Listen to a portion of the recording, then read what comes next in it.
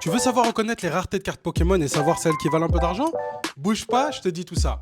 Mais juste avant ça, pense à t'abonner, à liker la vidéo. Et du coup, Sina, tu peux nous expliquer pour les raretés de cartes Pokémon? Ok Sina, je vous dis tout. Alors les amis, pour reconnaître une carte rare, c'est assez simple. Je vous montre ici quelques exemples.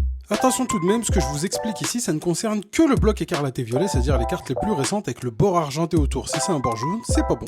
Donc comme vous voyez en bas à gauche, on a ces deux petites étoiles noires qui nous indiquent que la rareté de cette carte, c'est les tout premiers hits, c'est ce qu'on appelle les cartes X. C'est la première rareté qui nous intéresse, qui va commencer à avoir une valeur nominative en tant que telle. Ensuite, on va avoir les cartes AR, c'est des cartes qui vont mettre en scène le Pokémon dans une scène de la vie de tous les jours, avec soit d'autres Pokémon, des fois avec des dresseurs et autres. On va reconnaître ces cartes en regardant encore en bas à gauche avec cette petite étoile dorée que vous pouvez voir à côté du numéro, en sachant que toutes ces cartes-là sont des secrets à partir de celle-ci, et c'est-à-dire que leur numéro dépasse le numéro total de la série. Vous le voyez, 148 sur 142. Ensuite, on va voir les cartes Full Art qui vont recouvrir encore une fois toute la carte. Là, on va commencer avec les Full Art dresseurs. Donc, ça va pas être forcément les cartes qui intéressent le plus de monde, qui ont le plus de valeur, mais on reste quand même sur une carte secret ultra rare. Donc, c'est quand même des cartes qui valent un peu d'argent.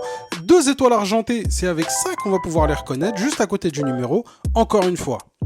L'autre particularité des cartes Full Art, c'est qu'elles vont commencer à avoir de la texture. Si vous passez votre doigt dessus, elles sont pas complètement lisses.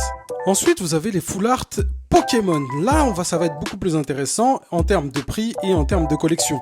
Encore une fois, on les reconnaît avec les deux petites étoiles argentées à côté du numéro. Et là, comme vous pouvez le voir, en fait, vous avez le Pokémon en avant avec un fond d'une seule couleur, une couleur unie. Des fois, il y a 2-3 couleurs.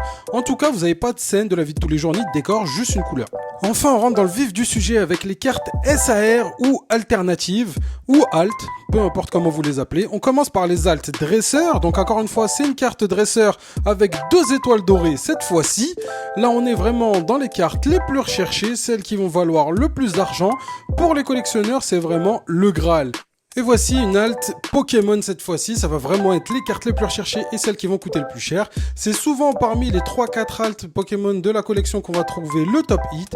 Et vous pouvez le voir, on a encore ces 2 étoiles dorées comme sur l'alt dresseur. La dernière rareté, c'est les cartes Gold. Ça va être les cartes les plus difficiles à trouver avec le taux de drop le plus faible. On voit bien qu'il y a 3 étoiles dorées, mais malheureusement, ça ne sera quasiment jamais la carte la plus recherchée ni la plus chère du coup, forcément. Et même si ça reste une très belle carte, ce ne sera pas celle qui aura la meilleure valeur, mais ça reste un des top hits de la collection.